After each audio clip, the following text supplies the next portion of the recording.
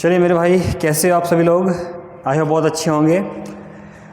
तो आपका बहुत बहुत स्वागत है आपके अपने चैनल में, जिसका नाम है ग्लोबल नॉलेज इंस्टीट्यूट, जो कि सहसपुर में स्थित है। और सहसपुर कहाँ है आपका? देहरादून में स्थित है। ठीक है, तो हम बात कर रहे हैं देहरादून से। अगर आप लोग भी अपनी गवर्नमेंट जॉब की प्रिपरेशन में थोड़ा उसको बूस्ट करना चाहते हैं और अच्छे तरीके से स्कोर खड़ा करना चाहते हैं गणित में या रीजनिंग में, कोई भी सब्जेक्ट है आपका, तो आप लोग बिल्कुल सही जगह आके टिके हो। अगर आप लोग अब पूरी वीडियो अच्छे से देखेंगे तो आपको कोई भी दिक्कत नहीं होगी जिसके बारे में हम पढ़ने वाले हैं। यानी आज हम पढ़ेंगे नंबर सिस्टम के बारे में, जो कि अपने आप में बहुत इंपॉर्टेंट टॉपिक है मेरे भाई। यहाँ से कई बार क्वेश्चन भर भर के पूछे गए हैं, तो बिल्कुल ताबड़तोड़ तरीके से पढ़ना है हमें, बिल्कुल भी टेंशन फ्री हो गए।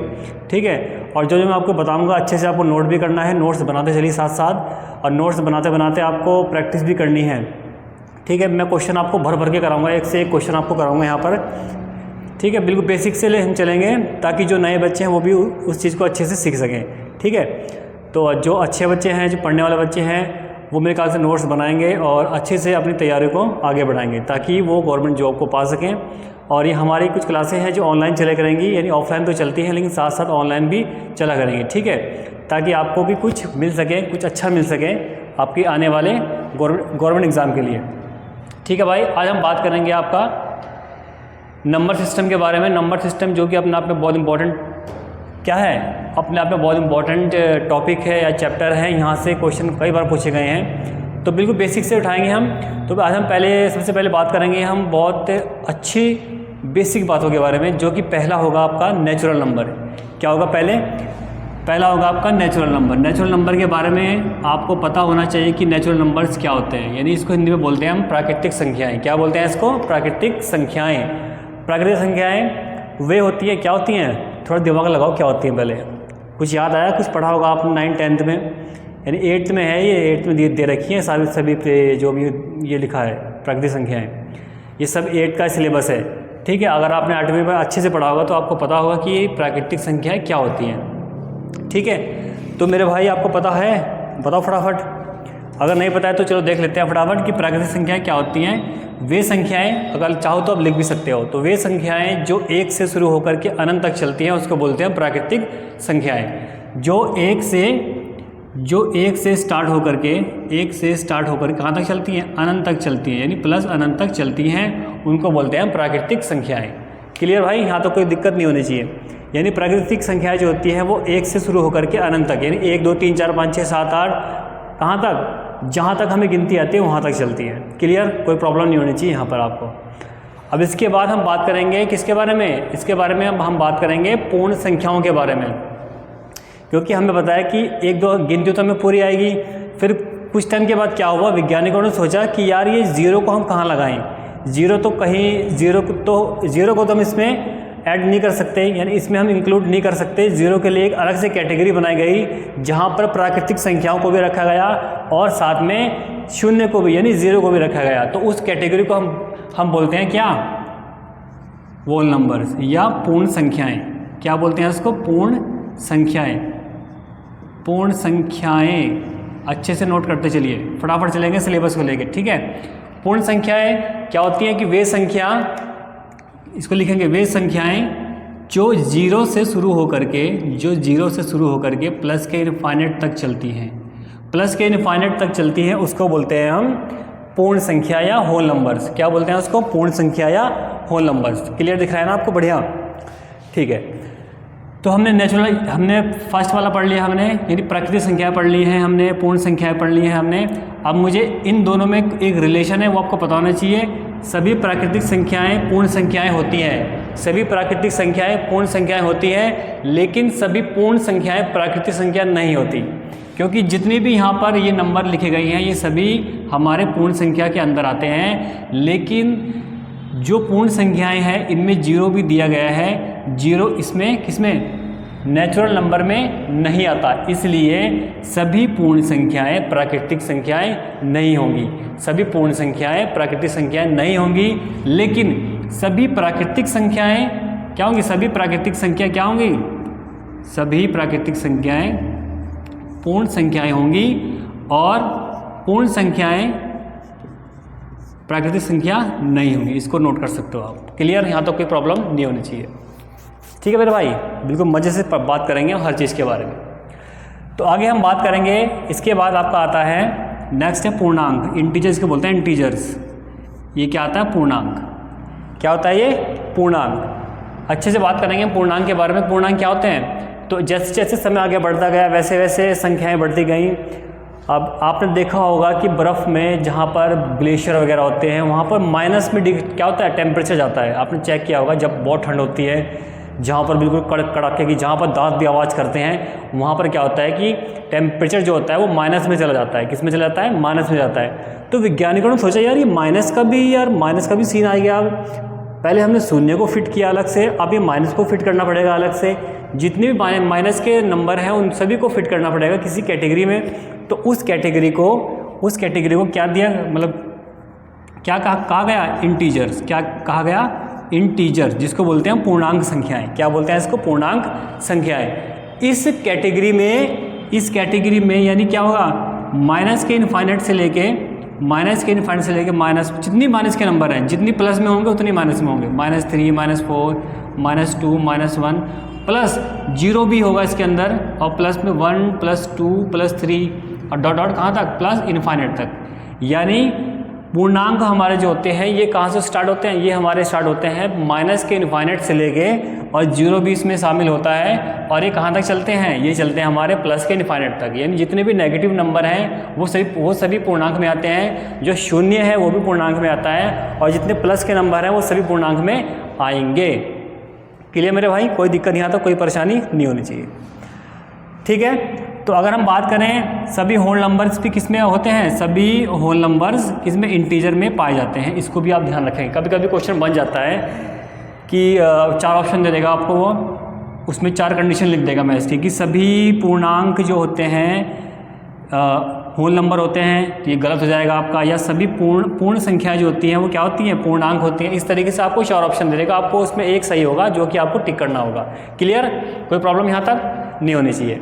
आगे हम बात करेंगे, फटाफट थोड़ा स्पीड से चलेंगे यार, ताकि तो सिलेबस फटाफट खत्म हो जाए, या ताकि आप रिवीजन भी कर सको इस चीज़ का। ठीक है मेरे भाई?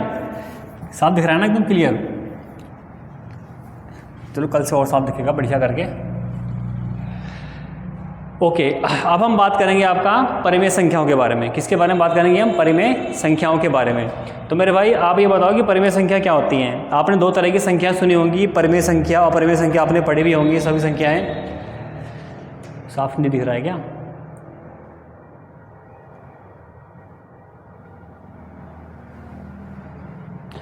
अच्छा, कैमरा फोकस कर रहा है बार बार। ये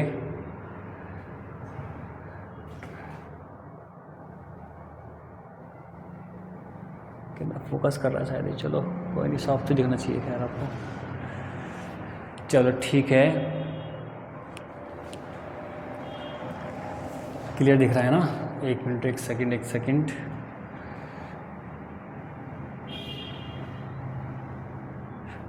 ज़रा इस वीडियो को हम इसमें आगे चलेंगे लेके। ठीक है, तो इतनी सारी संख्या हमने पढ़ ली हैं। अब हम बात करेंगे अगले यानी परिमेय संख्या के बारे में। किसके बारे में बात करेंगे हम? परिमेय संख्या के बाद। थोड़ा कैमरे में थोड़ी दिक्कत आ गई थी, इसलिए सेटिंग दोबारा करनी पड़ी इसकी। क्या आपको क्लियर दिख रहा है ना अब? ठीक है, अब हम बात करेंगे परिमेय संख्या के बारे में। तो मेरे भाई परिमेय संख्या को बोलते हैं हम रैशनल नंबर बोलते हैं इसको हम परिमेय संख्या। क्या बोलते हैं इसको? परिमेय संख्या के बारे में हम पढ़ेंगे अब। तो बताओ, लगाओ फिर दिमाग फटाफट, क्या होती है परिमेय संख्या? आपने पढ़ी होगी कक्षा 8 में, ये भी दी हुई है। यानी क्लास 8 में हमारे पास परिमेय संख्या है। तो परिमेय संख्या बोलते हैं किसको? वे संख्या या वे नंबर जिसको हम P/Q के फॉर्मेट में लिख सकते हैं। यानी P/Q के रूप में लिख सकते हैं। अपने आप लिखोगे तो सही रहेगा। अगर जो मैं बोल रहा हूँ उसको लिखोगे ना तो आपको ज़्यादा याद होगा। यानी सुनते भी रहोगे, लिखते भी रहोगे तो आपको अच्छे से याद होगा। ठीक है, ऐसे कभी कभी ऐसा होता है कि लिखा है मिलेगा आपको, आपने चेप दिया उसको, तो जो मैं बोल रहा हूँ उसको सुन करके लिखोगे ना आप लोग, तो उसको लंबे समय तक आप याद रख सकते हो। ठीक है, तो वे संख्या जिसको हम P/Q के फॉर्म में लिख सकते हैं, और जहाँ P और Q क्या होगा? पूर्णांक होंगे। पूर्णांक मतलब इंटीजर होंगे। ठीक है, और एक कंडीशन हो रहा है इसमें कि और Q का जो मान है वो 0 के बराबर नहीं होना चाहिए। तो 3 कंडीशन है इसमें परिमेय संख्या में। पहली कंडीशन ये कि परिमेय संख्या को हम किस में, परिमेय संख्या को हम P/Q के रूप में लिख सकते हैं। और क्या, यानी और जो P और Q का जो मान होगा वो एक पूर्णांक होगा, यानी नेगेटिव भी हो सकता है या पॉजिटिव भी हो सकता है, ठीक है। और इसमें एक चीज़ और दी गई है कि Q का जो मान है, जो यानी जो इसके हर में है Q, ये कभी 0 के बराबर नहीं होगा। कहने का मतलब ये होगा कि 0 के बराबर इसलिए नहीं होगा, अगर अपॉन में 0 हम लगा देते हैं तो वो वैल्यू जो होगी अपने आप में इनफाइनाइट बन जाएगी, यानी अपरिभाषित हो जाएगी, इसका कोई मान नहीं होगा। क्लियर भाई, कोई दिक्कत? इन तीनों को नोट करो फटाफट, फिर देखते हैं आगे हम चलते हैं फटाफट। जैसे देखो ज़रा, जैसे 1/2 एक परिमेय संख्या है, 3/4 एक परिमेय संख्या है, माइनस का 5/2 भी परिमेय संख्या है। आप मुझे ये बताओ कि 0 परिमेय संख्या होगी या नहीं होगी? यस, 0 भी एक परिमेय संख्या होगी। और पाई जो वैल्यू है पाई, और ये बताओ कि 22/7 इससे डिस्कस कर लेते हैं, इसमें काफ़ी कन्फ्यूजन होता है बच्चों को। अब मुझे बताओ कि पाई और 22/7 में से कौन सी परिमेय संख्या है, कौन सी अपरिमेय संख्या है। अब मुझे बताओ कि जो 22/7 है, यहाँ पर एक पाई है, ये वैल्यू पाई का जो अप्रोक्स मान हमने ये माना हुआ है, यानी पाई का जो अप्रोक्स मान हमने 22/7 माना हुआ है, इसका एक्यूरेट मान नहीं है ये।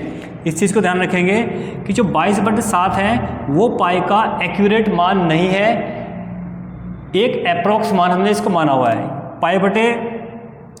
22/7 एक क्या होगी, ये एक परिमेय संख्या होगी, ये एक परिमेय संख्या होगी, लेकिन जो पाई है, पाई एक अपरिमेय संख्या है। ऐसा मैं इसलिए बोल रहा हूँ क्योंकि पाई का जो मान होता है वो 1.3428 ऐसे करके कुछ होता है, आगे तक चलता है ये। तो मतलब ये इसका मान अगर हम निकालेंगे तो 22/7 एक्यूरेट नहीं आएगा, अप्रोक्स में आएगा, ये अप्रोक्स में आएगा, ठीक है। यानी पूरा एक्यूरेट मान नहीं होगा, हम तो परिमेय नंबर या रैशनल नंबर उसको बोलेंगे जो अपने आप में एक एक्यूरेट हो, यानी पूरा हो, ठीक है मेरे भाई।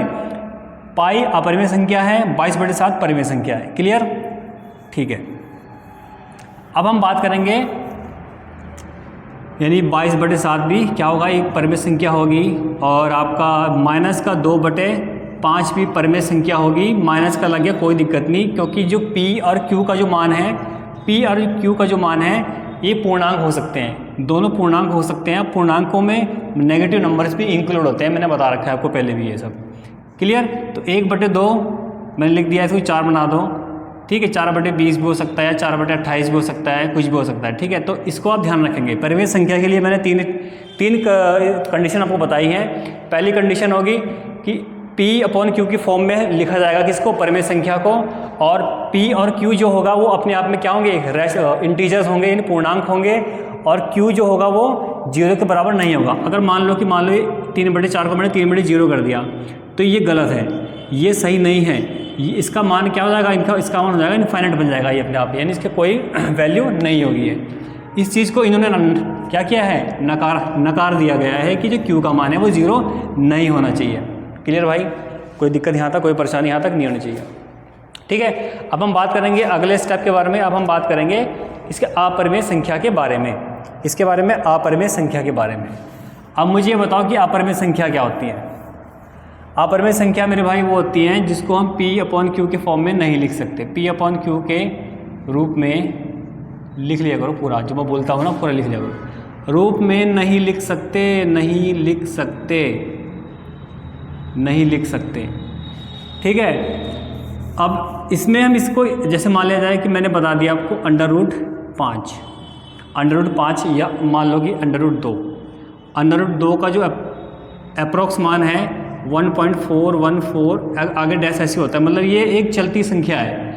ये मतलब अपने आप पे क्या होगा, रिपीटिंग नंबर नहीं होगा, ये नॉन रिपीटिंग नंबर होगा, मतलब कि ये आगे चलती जाएगी और रिपीट नहीं होगी।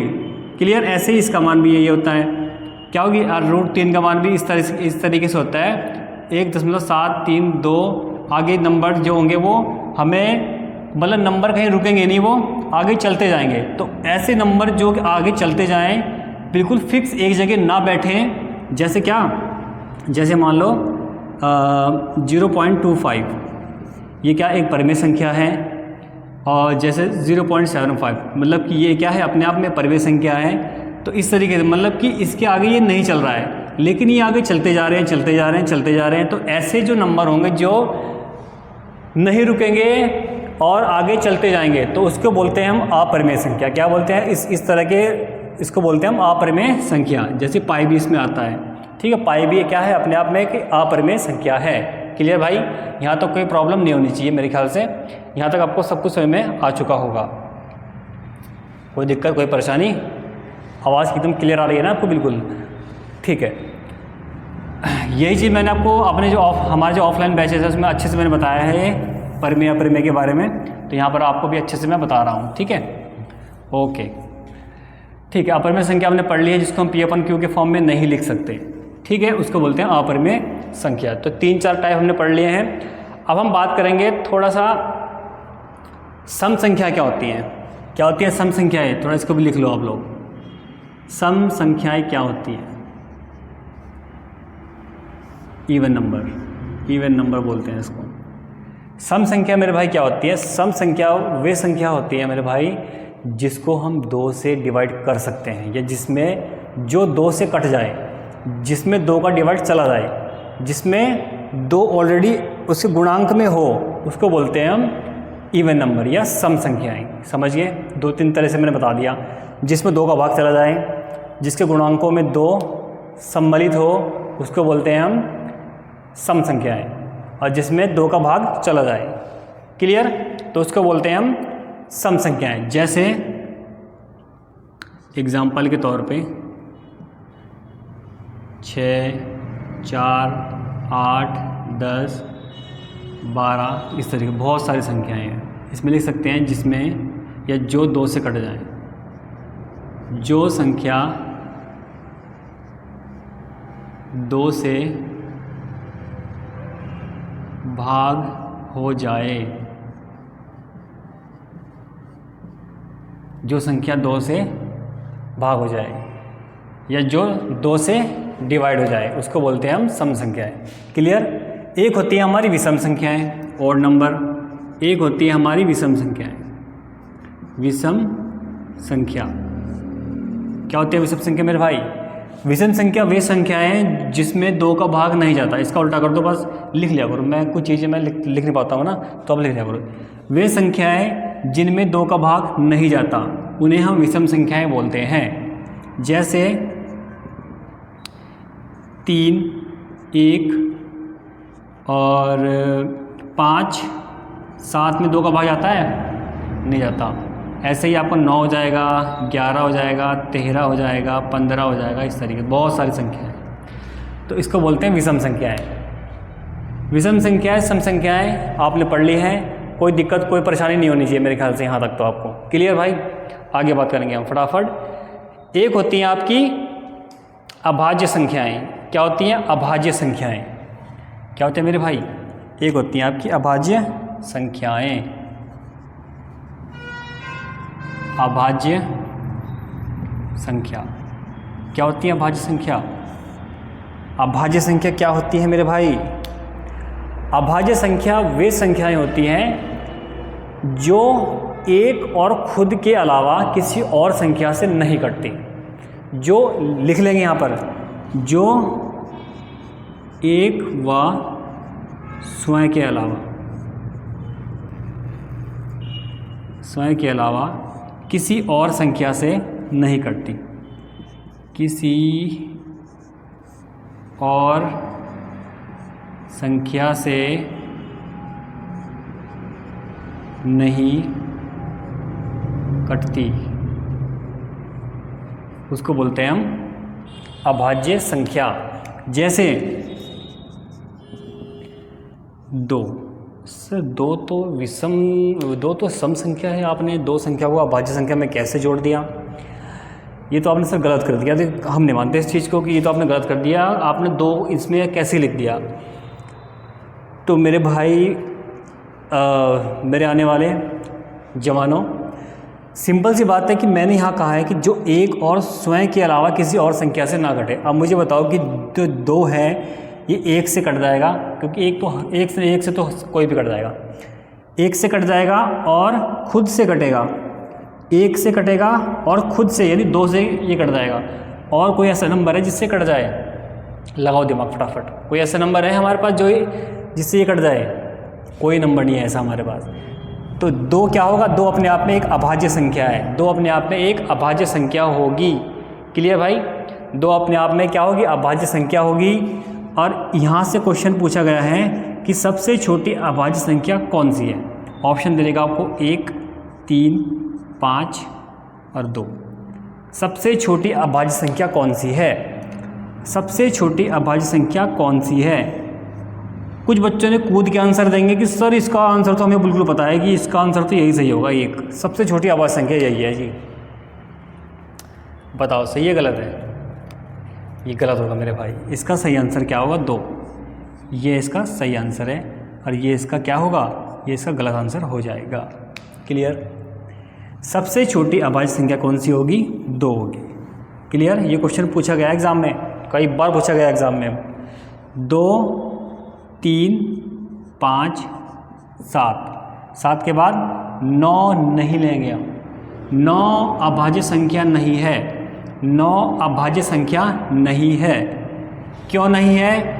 क्योंकि 9 1 से भी कट रहा है और खुद से भी, स्वयं से भी कट रहा है और 3 से भी कट रहा है। मैंने कहा था हमारे अभाज्य संख्या की जो कंडीशन है वो ये है कि वो 1 से कटे या खुद से कटे, वो अभाज्य संख्या होगी। लेकिन ये 3 से भी कट रही है, यानी 3 नंबर से कट रहा है। तो ये 9 को हम नहीं इसमें जोड़ेंगे, 11 ले लेंगे हम, 13 ले लेंगे, 15 नहीं लेंगे हम, 15 के बाद हम 17 ले लेंगे। इस तरीके से नंबर आगे चलते जाएंगे। तो इसको बोलते हैं हम क्या? अभाज्य संख्या। क्लियर? यहाँ तक कोई प्रॉब्लम तो नहीं है यहाँ पे? ठीक है। अब हम बात करेंगे इसके बाद, इसको नोट कर लो फटाफट, वीडियो रोक के नोट कर लिया करो, थोड़ा स्पीड से चलना है। ठीक है? ठीक है। तो आगे हम बात करेंगे अब आपका सहअभाज्य को प्राइम नंबर, सहअभाज्य संख्या, सहअभाज्य संख्या को प्राइम नंबर। तो सहअभाज्य संख्याएं क्या होती है मेरे भाई? बताओ जरा। सहअभाज्य संख्याएं वे संख्याएं, इसे हम 2 नंबर में लेंगे। वे संख्याएं जिनका HCF 1 होता हो, जिनका HCF 1 होता हो उसको हम सहअभाज्य संख्या बोलते हैं। ठीक है? अदरवाइज जितने भी नंबर होंगे या जितने भी 2 के जोड़े होंगे, क्योंकये सहअभाज्य संख्याएं 2 के जोड़े में रहती हैं, उन 2 का जोड़ा बना देंगे। जैसे मान लो कि ये है, लिख लेंगे जिनका HCF 1 होता है, जिनका HCF 1 होता है। बहुत सिंपल भाषा में बताऊंगा आपको। ठीक है? जिनका HCF 1 होता है, जैसे 2,5, जैसे 3,7, ऐसे नंबर जिनका HCF 1 होता है। HCF का मतलब होता है कि जो कॉमन होता है उन नंबरों में। अगर मैंने मान लिया कि 4,2, अब मुझे बताओ कि ये सहअभाज्य संख्या है या नहीं है? तो ये सहअभाज्य संख्या नहीं होगी, क्योंकि इन दोनों में कॉमन 1 के अलावा क्या कॉमन है? 2 कॉमन आ रहा है इनमें। क्या कॉमन आ रहा है? 2 कॉमन आ रहा है। 2 कॉमन नहीं आना चाहिए। 1 कॉमन जिसमें आएगा उसको बोलेंगे हम सहअभाज्य संख्या। यानी HCF का मतलब क्या होता है? हाईएस्ट कॉमन फैक्टर, जो मतलब कि मैक्सिमम संख्या वो जो कॉमन हो दोनों में। अब 1 होना चाहिए, वो क्या होना चाहिए? 1 होना चाहिए, तभी वो अभाज्य संख्या, सहअभाज्य संख्या कहलाएगी। 10,3, 2,3, 7,9, ये जो जितने भी जोड़े हैं इन सब में कॉमन 1 होगा। 1 के अलावा कोई और कॉमन नहीं होगा इनमें, इसलिए इसको बोलते हैं हम सहअभाज्य संख्या। क्लियर मेरे भाई? यहाँ तक कोई परेशानी तो नहीं है किसी को? ठीक है मेरे भाई, ओके। अब थोड़ा सा आगे चलेंगे हम, कुछ क्वेश्चन है, 1-2 क्वेश्चन देख लेते हैं फटाफट। ठीक है, चलो फिर क्वेश्चन करो फटाफट। 1-2 कुछ क्वेश्चन कराऊंगा मैं फटाफट, उसके बाद वीडियो को रोकते हैं, वीडियो लंबा हो जाएगा वरना ज़्यादा। ठीक है, कुछ क्वेश्चन देख लेते हैं फटाफट। ये फर्स्ट टाइप के क्वेश्चन होंगे हमारे पास। ठीक है, पहला क्वेश्चन देखेंगे फटाफट। पहले इसका अभी मैं फंडा नहीं बताऊंगा आपको, पहले आपको खुद ही करना होगा। 1 2 3 4 5 6 डॉट डॉट डॉट डॉट 60 का योग बताएं। बताओ फर्स्ट इसका आंसर क्या होगा, बताओ फटाफट इसका आंसर क्या होगा, इसका आंसर क्या होगा मेरे भाई, बताओ फटाफट। 1 से लेके 60 तक की संख्याओं का योग कितना होगा, ये क्वेश्चन पूछा गया है आपसे। क्लियर नहीं आ रहा क्या कैमरा फोकस बहुत करता है यार। ठीक है, 1 से लेके 60 तक की संख्याओं का योग कितना होगा। देखो जरा बहुत सिंपल है, ऐसे क्वेश्चन जहाँ भी दिखें आपको, ऐसे क्वेश्चन जहाँ भी दिखें आपको, अगर मान लो कि उसने नंबर आपको 1 से दे रखा है तो बहुत आसान है कि टोटल नंबर कितने होंगे, कुल नंबर कितने हैं या कुल संख्या कितनी है, ये थोड़ा मैं खोल के बता रहा हूँ आपको। 60 है, कितनी है 60। तो इसमें से योग हो जाएगा इनका योग, पहला यानी प्रथम नंबर, फर्स्ट नंबर और अंतिम या लास्ट नंबर, प्लस में लास्ट नंबर अपॉन 2 गुणा में कितना आएगा, जितने भी नंबर हैं कुल संख्या। ये था इसका फॉर्मूला। यहाँ पे n भी लिख सकते हो आप, ये n जाएगा यहाँ पर इस तरीके से। n क्या होगा, n होगा इसमें टोटल नंबर कितने हैं, इसमें total number. Clear, total number यानी कुल संख्या। इसमें क्वेश्चन में 60 दी गई हैं, तो देखो कैसे सॉल्व कैसे करेंगे। प्रथम संख्या क्या है इसमें 1, लास्ट कितनी है 60 अपॉन 2 गुणा में कितना 60, उड़ा दो फटाफट। 61 ये कर जाएगा 30 बार, 30 हो जाएगा यहाँ पर, 0 हो जाएगा 3 और 6 3 18। ये आंसर आपका फटाफट। अपनी स्पीड ऐसे करनी है, प्रैक्टिस में ऐसे रखनी है एकदम धुआंधार, ताकि हमें क्वेश्चन को सॉल्व करने में ज़रा टाइम ना लगे। फटाफट जो हमारे क्वेश्चन है सॉल्व होते चले जाएँ। क्लियर मेरे भाई, इसको नोट करो फटाफट। अगला क्वेश्चन देखते हैं क्या होगा फिर। अगला क्वेश्चन आप लोग करोगे, फटाफट करना है सॉल्व, ऐसे नहीं कि बैठ गए आराम से वहाँ चौड़े हो गए। ठीक है, अगला क्वेश्चन करते हैं फटाफट, चलो करते हैं फटाफट अगला क्वेश्चन। अगला क्वेश्चन दिया गया है आपको 21 22। देखो ज़रा, अगला क्वेश्चन है 21 22 23 और डॉट डॉट 75। 21 22 23 24 75 तक का योग बताएं, का योग बताएं। करो फटाफट इसे। आप कैसे करोगे, आप कैसे करोगे, लगाओ दिमाग फटाफट। सर वो तो आसान था, उसमें तो हमने टोटल नंबर, उसमें तो हमने n की वैल्यू निकाल दी थी फटाफट। इससे पहले वाले में n की वैल्यू हमने निकाल दी थी, कितनी 60 दी गई थी। वो तो सर उसमें पहले से दिया हुआ था ना, 1 से लेकर 60 तक था। अगर क्वेश्चन 20 से बन गया हमारे पास, 20 से बन गया या 22 23 से स्टार्ट है, जैसे 21 से बना है, 21 से 75 तक के संख्याओं का योग बताइए कितना होगा।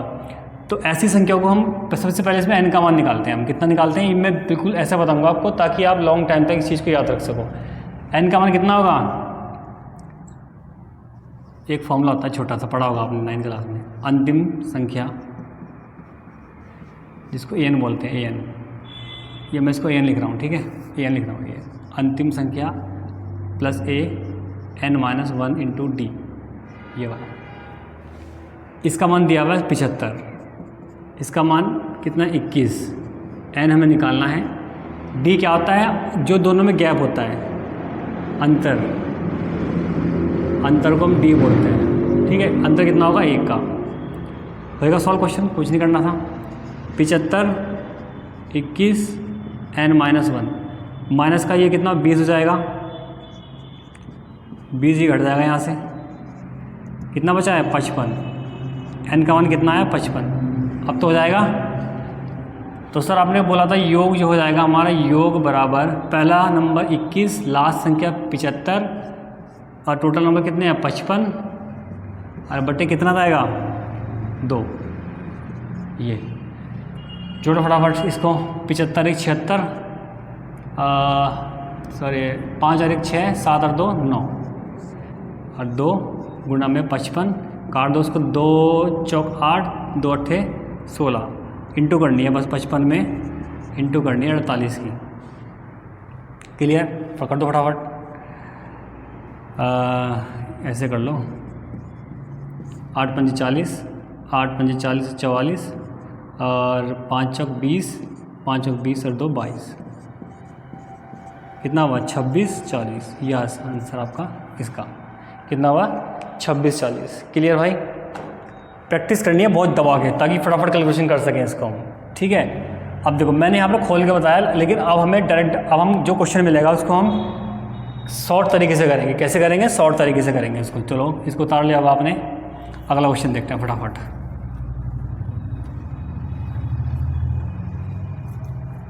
ठीक है, अगला क्वेश्चन है हमारे पास 2 4 6 8 10, 2 4 6 8 10 डॉट डॉट डॉट, कहाँ पर लास्ट अंक क्या है 60 का योग बताएं। करो फटाफट, करो फटाफट का योग बताएं, जल्दी करो फटाफट। कैसे करोगे? लास्ट का अंक क्या है 60 बराबर 2 प्लस n-1, डी का मान 2 दिया हुआ है, ठीक है। इस 2 से 1 कट जाएगा तो यहाँ पे 60 बराबर कितना बचेगा 2n बचेगा, जहाँ n का मान कितना है 30, कितना आएगा 30। स्पीड रखनी है, स्पीड, ठीक है। स्पीड अगर आपकी सही होगी तभी इसको कर पाओगे आप। 30 आए यहाँ से, वही योग निकाल लो फटाफट। 2 प्लस 60 बटे 2 इंटू में कितना 30, कट जाएगा 60 और 2 62, 62 में 62 को 2 से डिवाइड होगा तो 31 बचेगा। 31 और 30, 3 कम 3 3 3 9, 930 आंसर है आपका। कितना है 930। क्लियर? ऐसे करना है जल्दी जल्दी फटाफट फटाफट, मुश्किल से 30 सेकंड के अंदर कर देना है।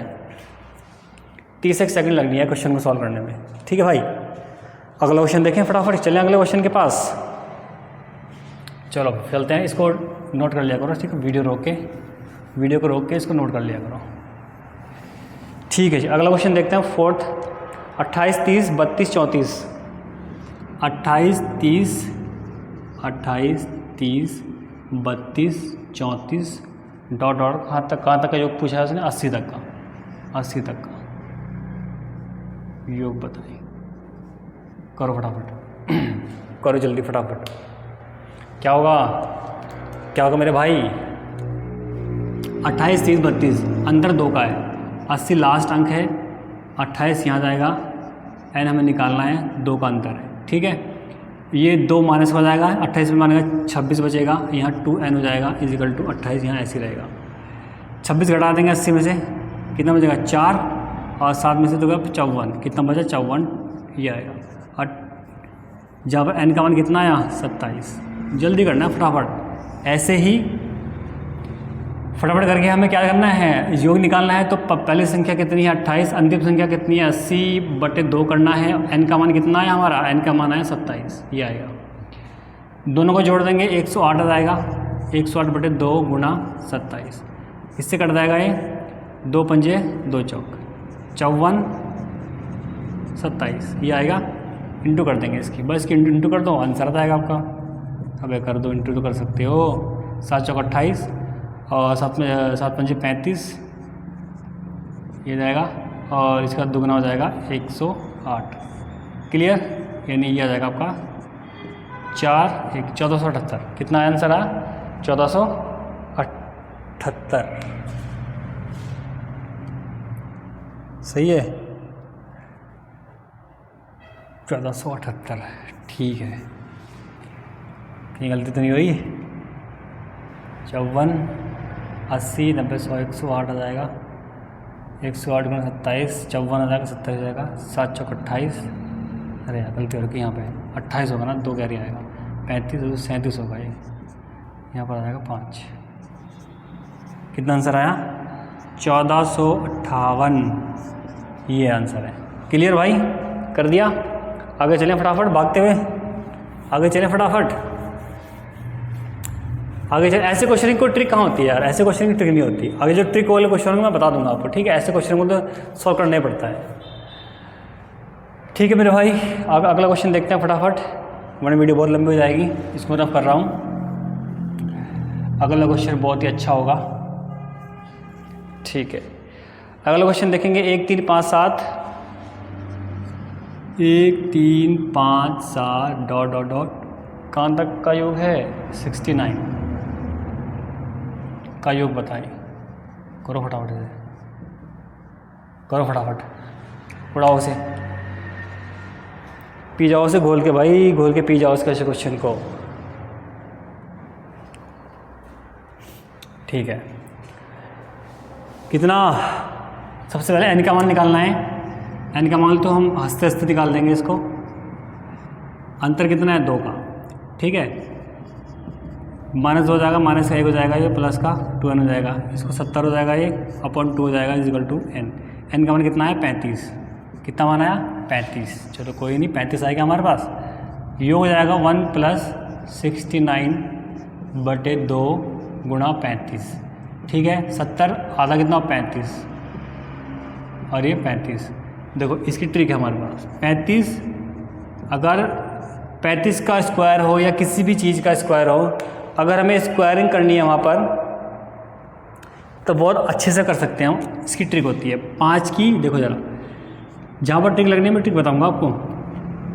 किसी भी जिसके वह संख्या जिसके लास्ट में 5 दिया हो, वह संख्या जिसका अंतिम अंक कितना हो 5 दिया गया हो, उसका वर्ग हम बहुत आसानी से कर सकते हैं।